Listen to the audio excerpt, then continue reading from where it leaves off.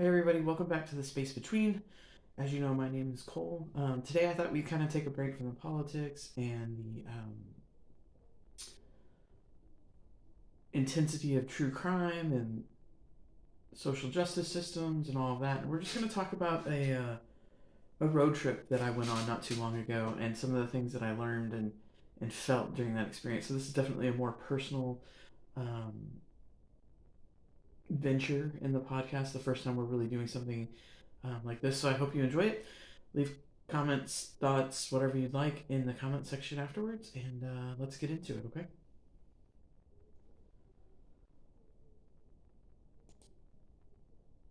All right, so here we go. I've been missing my family, so the reasonable thing to do was to fix that. I packed an overnight bag and I left early in the morning for a 3.5 hour drive. An easy drive, straight down the Texas highway, the whole time, not much to look at, but the road ahead. And if you know anything about I 10, you know that road ahead has lots of concrete construction barriers. Once I arrived, my sister in law greeted me with an inviting, casual, easy way she has. The kind that makes it feel like it hadn't been way too long since the last time I saw them, even though it absolutely had. She had almost grown an entirely new human since the last time I'd been in their orbit, and somehow she still carried herself like everything was normal, like I hadn't just missed months of their lives. There's something about her presence. She's real steady and kind of unbothered, and it softens the guilt of the distance. She didn't make a big deal out of my showing up, didn't point out how long it had been, didn't do that awkward, wow, it's been forever thing that adults sometimes do. She just smiled and nodded toward the kitchen, um, and made space for me like I'd only been gone for a week. And the reason that she nodded toward the kitchen is because uh, the kids had just finished breakfast and she had saved me some pancakes, which I thought was really sweet. My nephew eventually thundered down the stairs, this little tornado of energy who talks about absolutely everything that pops into his head: Star Wars, superheroes, Legos, his sister, his dad, snacks, why don't adults don't run everywhere they go. Whatever was on that TV at that exact moment, his brain is basically like this pinball machine, and every thought gets launched straight out of his mouth. He's not unlike me in that way.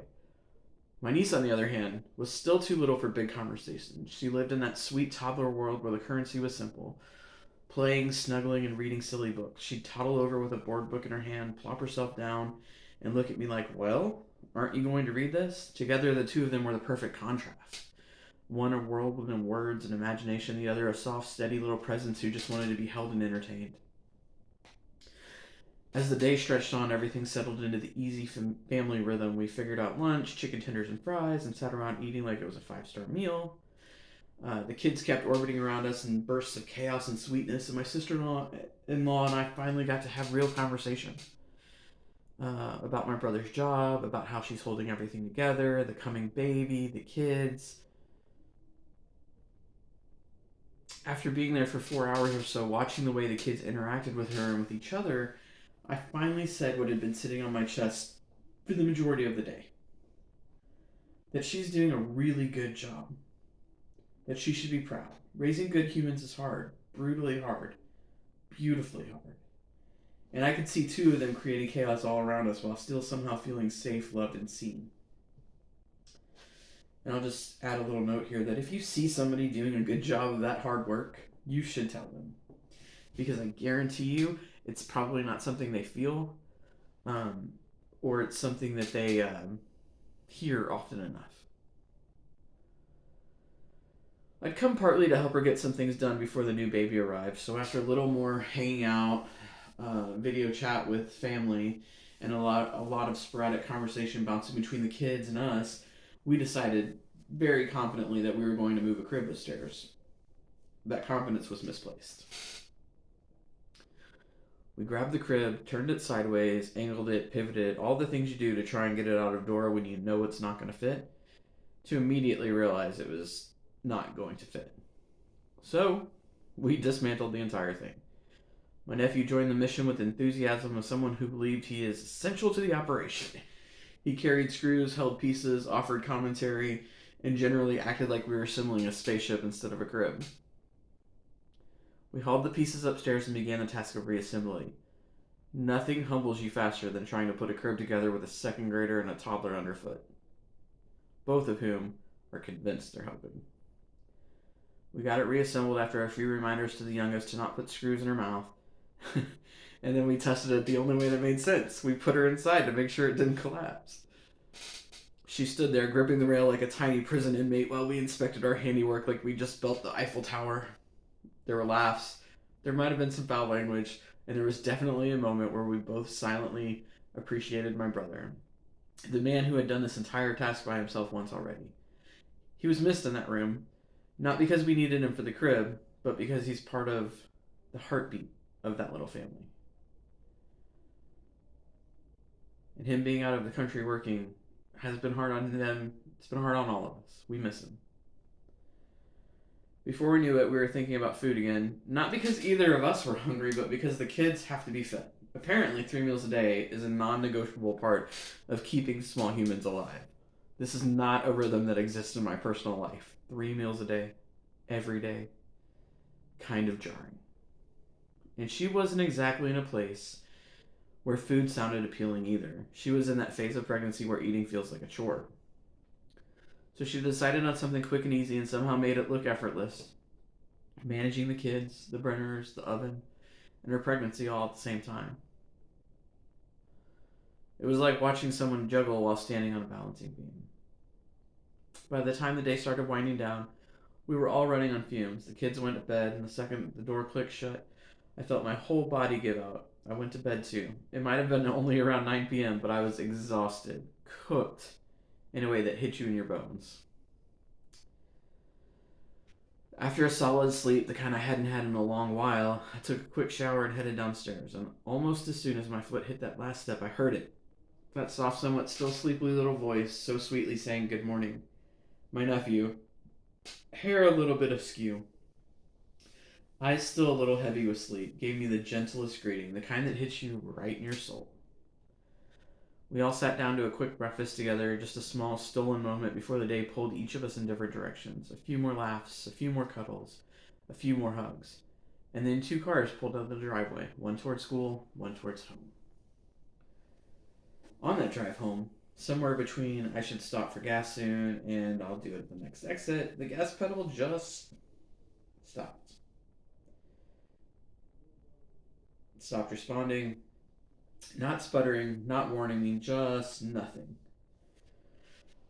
The car lost power in the slow, sinking way that made my stomach drop before my brain even caught up. I coasted to the shoulder, if you can even call it that, on a long, empty stretch of Texas highway. No exits, no gas stations, just me, a line of semis, and a whole lot of trees that were not going to help me. And the thing is, as a woman, it's not just inconvenient. It's vulnerable. It's also humbling. It was one of those moments where you realize how small you are in the middle of a giant, indifferent landscape. I turned on my hazard lights and watched them blink in the reflection of passing trucks, each one shaking my car as it flew by. I Googled what to do, because apparently adulthood doesn't come with a chapter on what to do when your car gives up in the middle of nowhere. And again, I think just it's a little overwhelming, because it's things that you don't expect to happen, and so your brain just kind of shuts off on you, and you just, okay, what do I do? Now that we have this little computer that we hold and take everywhere, it's the first thing you want to do is look up something that you could probably figure out by yourself, right?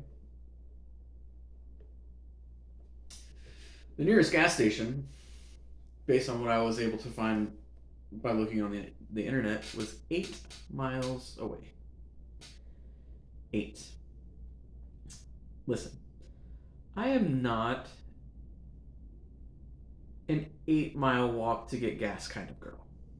Not on a Monday, not after Kid Energy weekend, really not ever.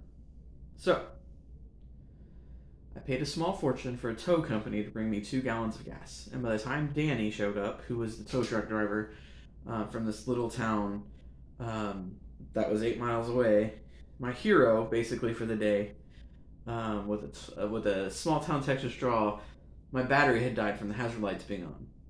Because, of course.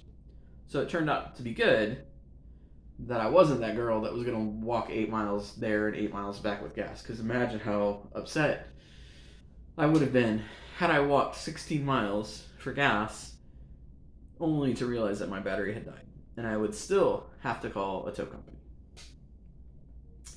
Anyway, Danny, he comes, shows up, he pours the gas in, jumped the battery, and gave me a smirk that said, "Don't be an idiot again today." And honestly, fair. But here's the thing. Standing on the side of that highway, watching my car sit there empty and lifeless, I felt something shift. It wasn't just about gas, it wasn't just about inconvenience, it was about the truth that sometimes we run out of energy, patience, capacity, not because we're failing, but because we've been going. Running out of gas, literally or metaphorically, doesn't mean you're failing. It means you've been moving. It means you've been living. It means you've been occupied in the business of life. It means you poured yourself into something that mattered, even if it left you a little empty on the way back. Sometimes the body, the mind, the car, whatever part of you has been carrying the weight just says, "Hey, pull over for a second." And that moment on the shoulder, that was my pullover moment. There were highs, lows, chaos, sweetness, exhaustion, and one very, very expensive lesson in fuel management. But it was all just good, even the annoying part. I didn't get to choose the moment I ran out of gas. I didn't get to choose the shoulder of the highway or the cost of the rescue, but I did get to choose how I responded to it. I got to choose the energy I carried forward. Life is really about how we show up in the moment we're actually in, not the moment we planned for. Not the moment we think we deserve.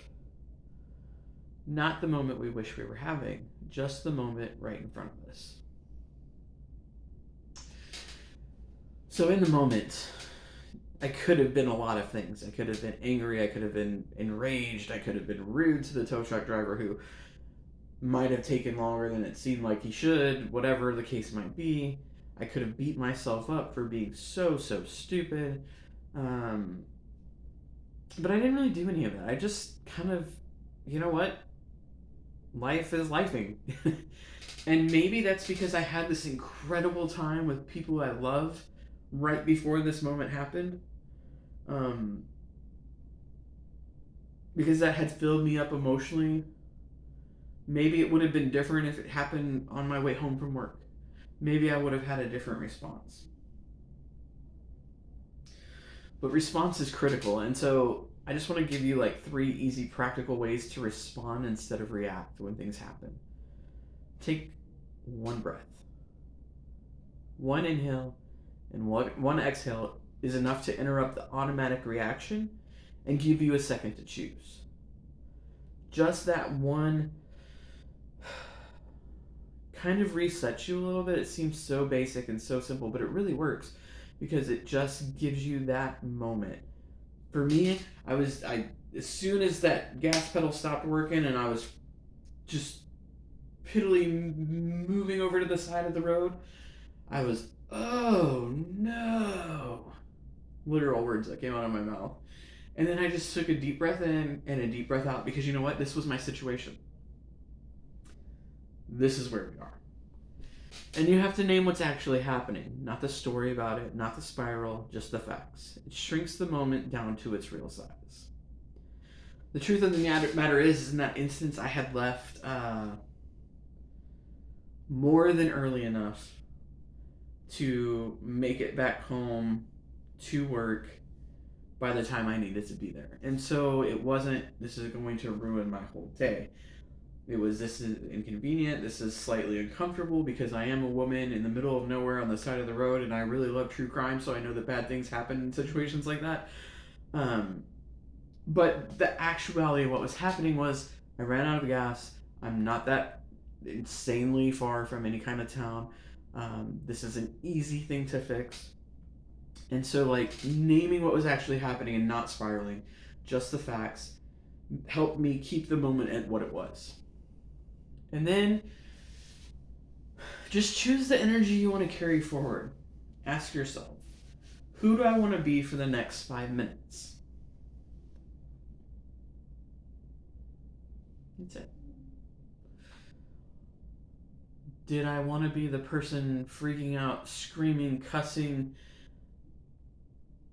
on the side of the road? No, I didn't. I had had too good of a 30 hours before that to want to be that person. I wanted to stay in the fullness of the experience that I had had with my family. And that choice, it'll shift everything for you. Like this could have easily made my day disastrous, but it didn't. Once the car finally started after he jumped it and had filled it up with the 2 gallons of gas, I went 2 exits forward and I put more gas in the car and walked into the gas station and had a very pleasant conversation with the attendant as I was paying for gas. She would have never known um, that I had just spent the last 30 to 45 minutes on the side of the road waiting for a tow truck to come and give me gas. Um, I went to work uh, about an hour and a half after I finally made it home after my little side of the road pause. And people were like, "Oh, you're in a really good mood today." And I was like, "Yeah, everything's great," because everything was. It was a little silly thing. It's a part of the memory of and a lesson for sure. Guarantee you, I will not think that I can wait until the next exit anymore. Anyway, so that's just kind of my thoughts on this little event that I had. It was so good to see my family. I'm looking forward in a couple of weeks. I think I'm gonna go and shoot down to visit them again. I will make sure that my gas tank is full, especially just ironically because um, my sister in law's house is very short distance to a gas station.